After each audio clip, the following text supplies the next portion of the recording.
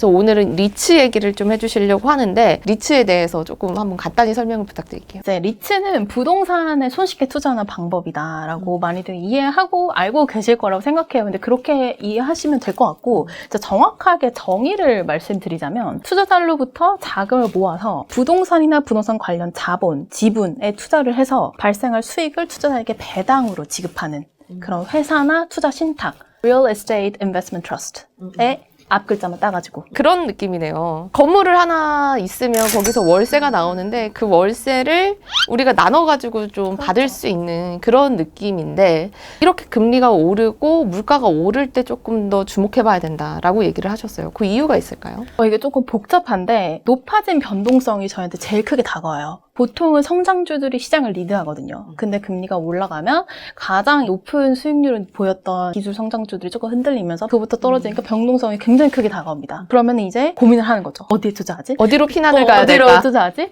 근데 또 인플레이션이래. 근데 인플레이션의 정의는 현금의 가치가 떨어지는 거잖아요. 그렇다고 현금을 들고 있을까? 그건 또 아닌 것 같아. 가치가 떨어지는 현상이 일어난대. 그럼 어떡하지? 라고 고민을 많이 하십니다. 그러니까 상대적으로 이제 변동성이 높지 않은 쪽으로 관심을 많이 가지게 되시죠. 근데 여기서 중요한 거는 금리 인상을 왜 하나요? 물가가 너무 오르니까. 맞아요. 근데 연준이 금리를 올리면 다른 나라들을 다 따라서 올리게 됩니다. 물가 때문에. 그러면은 리츠에 대해서 두 가지를 생각을 해보셔야 됩니다. 인플레이션, 그 다음에 금리 인상.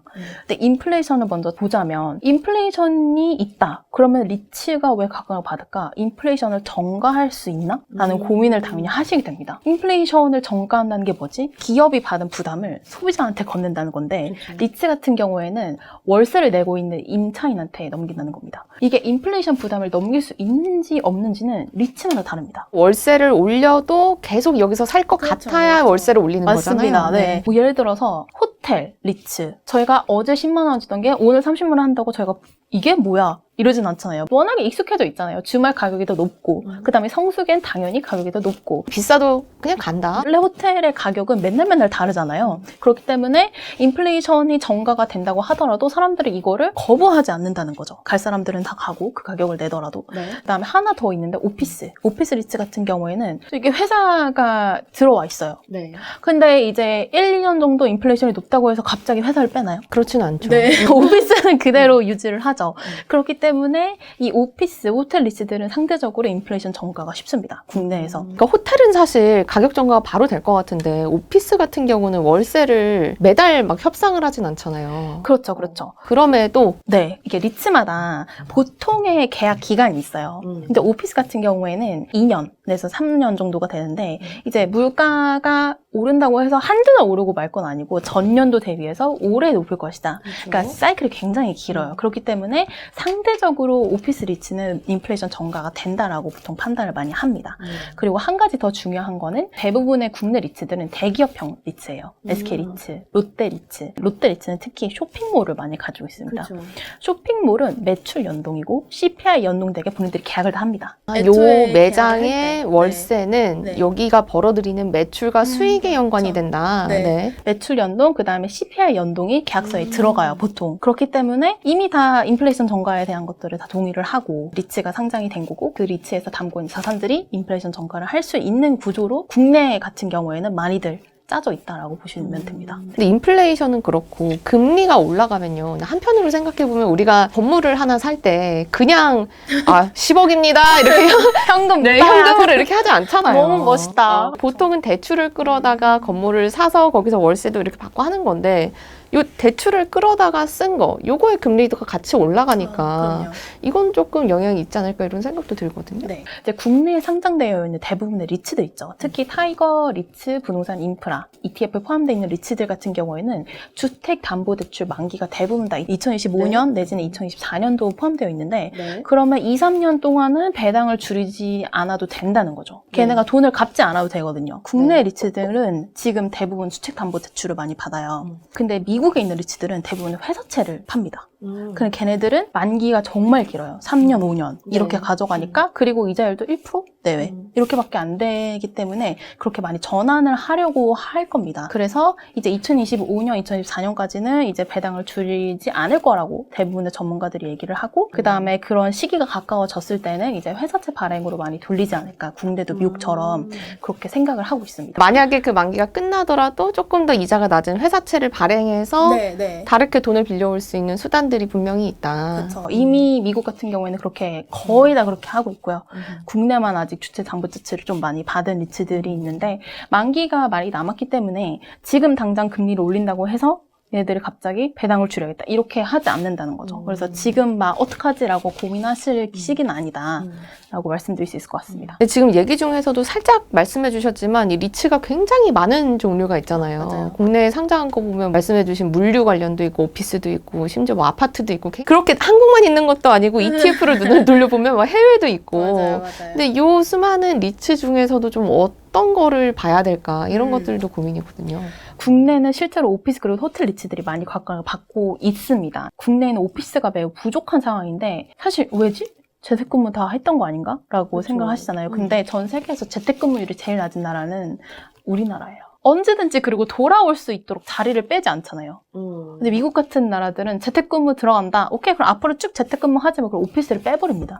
자리를 빼요. 공간을 줄여버리는 네, 거죠. 공간을 줄여버리는 거죠. 근데 재택근무 하실 때 자리 안 없어지잖아요. 그죠? 네. 그죠? 언제든지 돌아와라. 회사로 들어와서 할 일을 해라. 약간. 그쵸.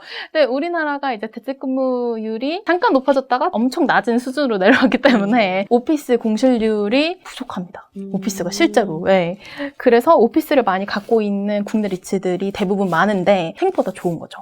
네. 그리고 이제 호텔 리츠들은 아까 전에 말씀드렸던 이유로 리오프닝 이슈도 있고 그다음에 인플레이션 전가가 굉장히 쉽기 때문에 상당히 좋은 위치에 있다라고 보시면 될 것 같아요. 그래서 그런 두 가지가 있기 때문에 국내 리츠를 좀 말씀을 드리는 편이고 타이거 리츠 부동산 인프라에 다 포함되어 있다라고 보시면 되고 이제 미국 같은 경우에는 데이터 센터랑 물류 창고 비중이 좀 높습니다.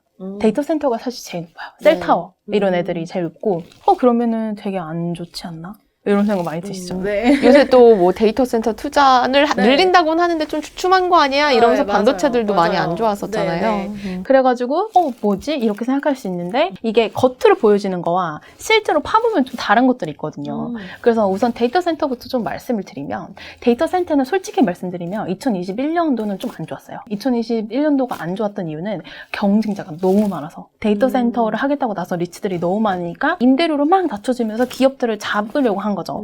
그거를 이제 큰 데이터 센터 리츠들이 꼴을 못 봅니다. 그래서 다 먹어버렸어요. M&A로.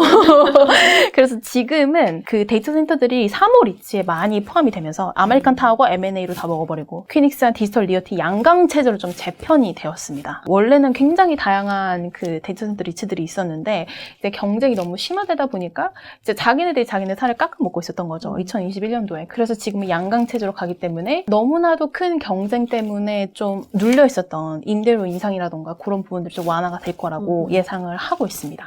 네, 그리고 한 가지 더 말씀을 드리면 당연히 저희가 알고 있는 것처럼 기업들은 본인들의 데이터 센터를 만들지 않아요. 엔터프라이즈형 데이터 센터 용량 자체는 줄어들고 있습니다. 그리고 그 대신에 이제 그냥 데이터 센터만 하고 있는 데들한테 맡기는 거죠. 네, 그런 트렌드는 여전히 유효하거든요. 미국의 데이터 센터들은 국내에만 영업하지 않습니다. 아프리카로 갑니다. 아프리카로 가고 유럽으로 가고 이제 가서 거기서 이제 영업이익을 만들어내고 있습니다. 매출을 만들어내고 있기 때문에 표면적으로 봤을 때는 문제가 많은 거 아니야? 라고 생각을 할 수 있지만 실질적으로 걔네들이 지금 하고 있는 미래를 준비하고 있는 스텝들을 본다면 정상화되어 가고 있는 가도에 올라타고 있다라고 보시면 될 것 같습니다. 조금 눌려있던 가격들이 올라올 수 있는 시점이 됐다. 그렇게 보시면 좋을 것 같고 그 다음으로는 물류창고, 물류센터. 지금 막 아마존이 흔들리고 있잖아요. 온라인 사람들 많이 안 사고 밖으로 막 가가지고 사고 이러니까 그러면 이커머스 때문에 물류창고가 좋을까라고 생각을 했는데 얘도 안 좋은 거 아니야? 그래서 투자 심리가 좀 많이 꺾여서 올해의 수익률을 본다면 수많은 리츠들 중에서 물류창고가 좀 그렇게 좋지는 않습니다. 네. 투자 심리는 그러는데 사실을 파헤쳐 보면 막상 그렇지는 않은데라는 생각을 드실 수 있어요. 제가 설명을 드릴게요. 우선 제가 공실률을 딱 집어서 말씀을 드리면 물류창고의 공실률은 4.1%입니다. 정말 최저예요. 최저. 2002년부터 2022년까지로 봤을 때 최저. 평균적으로 그 20년 동안 공실률이 7.2%입니다. 근데 지금 4.1%라는 말은 빈대가 없다는 뜻이에요. 숫자로는 이렇게 잡히지만 사실 뭐 잠깐 비어있거나 이럴 수도 네, 있으니까 네. 그냥 거의 꽉 찼다. 꽉 찼다라고 봐주시는 게 맞고 2021년 3분기 기준 물류센터들의 평균 요구 임대료는 2020년 대비해서 10%나 올랐습니다. 이커머스 때문에 안 좋은 거 아니야 라고 생각들을 많이 하시면 사실 숫자는 괜찮습니다. 생각해보시면 뭐 쇼핑몰을 한다고 쳐요. 되게 좋은 위치에, 그러니까 서울하고 굉장히 가까운 위치에 운영을 치면은 물류창고를 제가 계약을 해놨어요. 근데 임대료를 올린다고 거기는 물건들 다 뺄 건가요? 못 빼죠. 네. 옮기는데 돈이니까. 네, 옮기는데 돈이니까 이게 물류창고를 쉽게 옮기지를 못하는 거예요. 그래서 미국 물류창고 공실률이 이렇게 낮고 임대료 올려줘 라고 얘기하더라도 아 그래 임대료 그냥 올려주자 이렇게 한다. 그 물건을 옮기는 비용이 더 크니까 더 거기까지는 올려줄 수 있겠네요. 네. 이 물류창고에 내는 임대료가 그렇게 부담스러운 수준은 아니에요. 총 자기네가 부담해야 되는 비용 중에 제일 부담스러운 건 운송비예요. 그렇죠. 네. 안 그래도 그 비용에서 차지하는 비중이 높거든요. 오히려 렌트비는 차지하는 비중이 10%도 안 돼요. 근데 그게 높은데 거의 다 유가까지 올랐으니까 그게 제일 문제고 인건비도 네, 올랐고. 인건비 올랐고 이제 생각보다 임대료를 인상하더라도 이제 계약 갱신으로 보통 그냥 다 이제 자연스럽게 이어진다라고 봐주시면 되고 인플레이션이 오고 뭐 금리를 올리고 이런 필수 소비재 기업들을 많이 되돌아보잖아요. 근데 물류창고에 제일 많은 비중 차지하고 있는 제품들은 필수 소비재입니다. 휴지, 치약. 우리가 마트에서 사는 거. 네, 맨날 시키는 거. 그런 애들을 갑자기 줄어들지 않을 거잖아요, 소비가. 이미 좋은 지점들의 대부분의 물류창고 리츠들이 선점을 하고 있고, 얘한테 돈을 조금 올려주는 게 낫지, 좀 더 멀리 임대료가 더 싼 데로 가서 운송비가 더 드는 것보다는 이게 더 낫다는 거죠. 그래서 이제 대형 물류센터를 높은 비중을 보유하고 있는 타이거 미국 MSCI 리츠 상품 경우에도 투자 심리가 좀 악화된 이유들을 이렇게 바로바로 생각할 수 있는 이유들 때문에 조금 안 좋긴 하지만 숫자를 뜯어보면 그렇지 않다. 둘 다. 생각보다 그렇지 않다. 네, 물류센터와 데이터 센터 모두. 네네. 이 리츠를 투자할 때요. 그러니까 우리가 가격 상승도 많이 보긴 하는데 리츠는 약간 월세 받듯이 정말 좀 맞아요. 따박따박 받고 싶다 이런 니즈들도 있거든요. 맞아요. 근데 이거를 ETF로 투자한다라고 하면 어떤가요? 그거 따박따박 나오나요? 들으시면서 느끼셨겠지만 리츠가 정말 다양합니다.